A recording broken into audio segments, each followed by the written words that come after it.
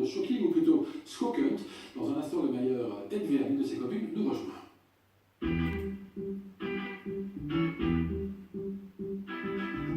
La Flandre rurale tient à sa tranquillité, quitte, disent certains, à nous empêcher de passer. On voit plus on débat, et je lisais notamment avec le bourgmestre NVA de Steno-Kurzele. Si vous empruntez cette rue destinée à la circulation locale entre 7h et 9h30 du matin en semaine et que vous n'êtes pas riverain, vous recevrez une amende de 55 €. Problème, votre application mobile de navigation routière vous suggère cette alternative plus fluide. Pour empêcher la congestion de ces quartiers, la commune a installé des caméras à reconnaissance de plaques d'immatriculation. Le fait de mettre une caméra, ça a permis en quelques temps de réduire de moitié le trafic qui passe par ce quartier résidentiel. Et donc ça a un impact favorable et pour la tranquillité des riverains et pour la sécurité routière. Bonjour Claude Trillon, vous êtes le bourgmestre de Steno-Kurzele, tout près de Bruxelles, membre de la NVA. Merci d'être là. Vous vous exprimerez en néerlandais, traduit, bien entendu. Bonjour Nathalie Wulf, du barreau de Bruxelles, spécialiste en droit de la circulation routière. Emmanuel Prat et Christophe Giltet sont sur les starting blocks. Pourquoi, M. Rion, mettre ces routes en circulation locale avec une caméra en sus, 55 € d'amende? Certains disent que c'est une entrave à notre liberté, elles étaient accessibles ici longtemps.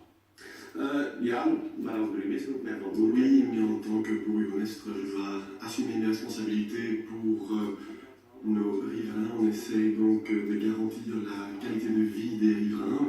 On essaye de garantir la sécurité routière. On a essayé avec différentes mesures, circulation locale, circulation en sens unique. Et donc maintenant, il y a un projet pilote avec des caméras ANPR et comme ça, les personnes qui ne doivent pas être dans le centre pourront être retenues. J'attends que la traduction soit terminée. Vous parlez donc de leefbaarheid, autrement dit, du fait que ce soit viable, vivable. Vous pouvez nous dire concrètement le problème? Parce que voilà, on se dit des voitures qui passent, bon ben ok, mais qu'est-ce qui se passe là? Il s'agit d'une petite rue dans notre village qui ne va pas forcément être utilisée, mais donc à cause des bouchons, il n'y a pas de distance de sécurité qui est respectée, il y a eu des accidents, c'est devenu une rue vraiment difficile, c'est une toute petite rue, c'est pas une rue régionale. Pour ce qui concerne le centre culturel, il y a par exemple un accès pour 200 personnes. S'il y a 205 personnes présentes dans la salle, je dois fermer la salle. Donc ici, c'est une situation similaire. On ne peut pas autoriser des véhicules supplémentaires. Donc pendant les heures de pointe, l'accès est limité aux riverains.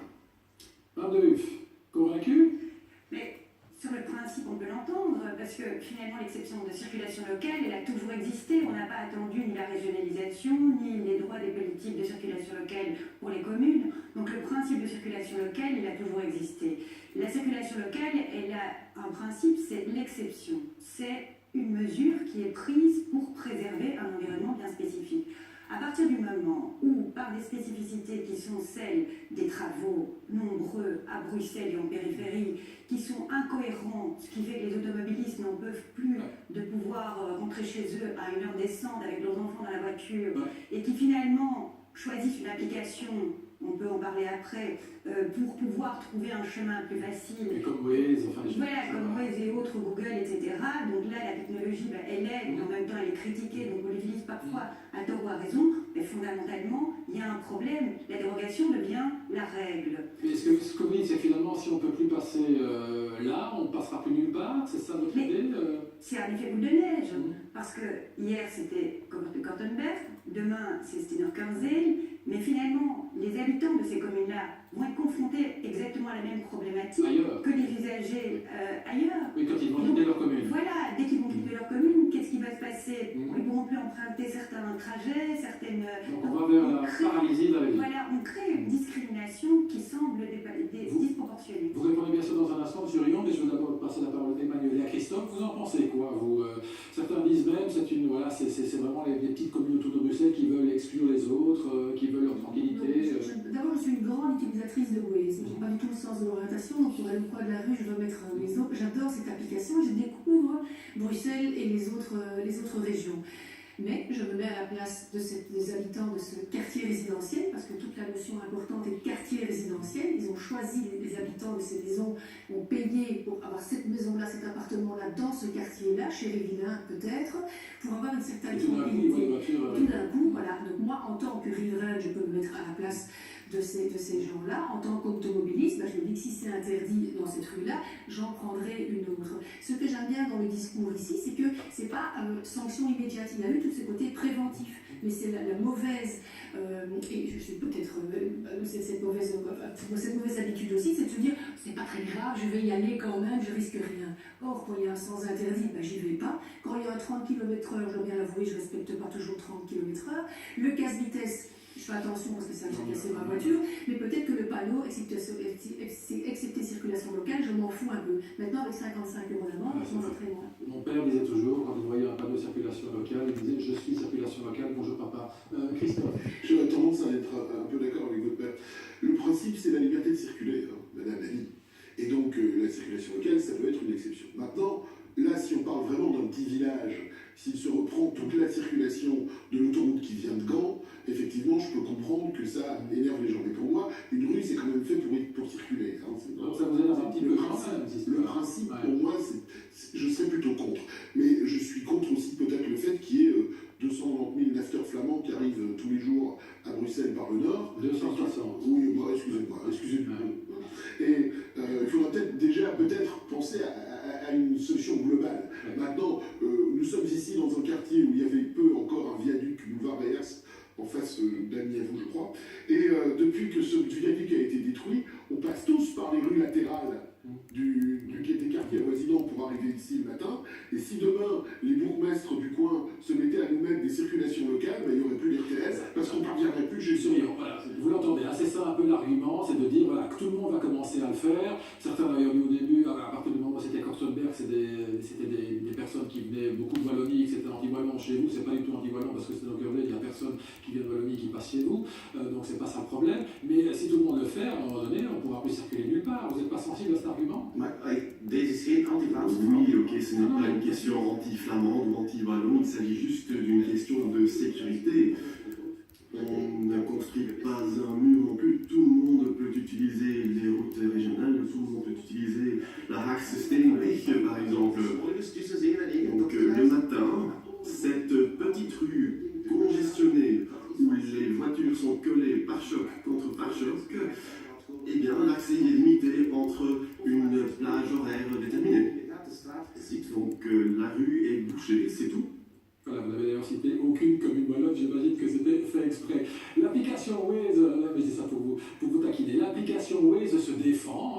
Waze dit nous n'envoyons jamais d'utilisateurs sur les voies réservées à la circulation locale, on tient compte de cela, c'est ce qu'on nous a assuré. Mais Waze regrette quand même, M. Rion, votre décision. Voici M. Waze, Belgique. Si toutes les communes mettent des restrictions, on sera limité à utiliser les nationales et les autoroutes, en tout cas toutes les routes qui seront encore utilisables légalement, on va dire. C'est dommage, parce qu'on perd une grosse partie de l'efficacité de déviation de Waze qui, en temps réel, propose un itinéraire alternatif, ce qui sera plus possible dans ces régions-là, en tout cas aux heures qui ont été précisées par les communes.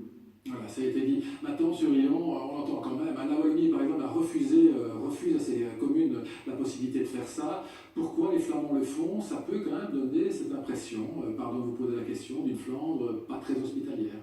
Maar ik denk echt dat deze niets met Vlaanderen of Wallonië. Ça n'a rien à voir avec la Flandre ou la Wallonie. Je suis bourgmestre de Steenweg, je ne suis pas le bourgmestre de la Flandre et je dois donc garantir la sécurité des parents, des jeunes enfants s'il y a un problème. Je me dois de trouver une solution.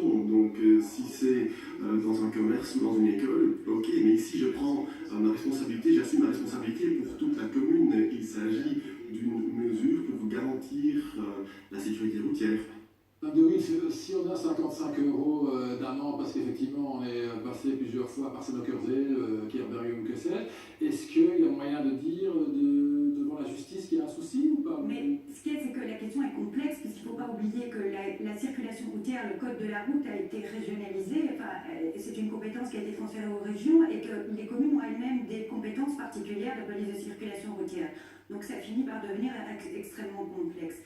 Alors, à partir de ce moment-là, la question de savoir si c'est bon ou pas bon, contestable ou pas contestable, ce serait d'abord de se poser la question de savoir si cette mise en exception de circulation locale a été faite de façon réglementaire sur le plan communal, sur le plan communal. Et puis en fait, il y a quand même, parce qu'il y a une ordonnance à Bruxelles, un décret en Flandre, donc est-ce que ça a été fait en concertation avec le ministère du Budget?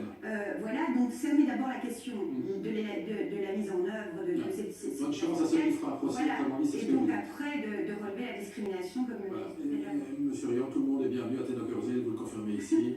Iedereen is welkom, tout le monde est le bienvenu à Tous Stenokerzeel. à Stenokerzeel, merci à tous et bonne route bien sûr à 2 semaines des élections communales. Olivier Chastel sera invité de Pascal Vrébos après le RTL Info 13h, mais qui est vraiment le président du mouvement réformateur.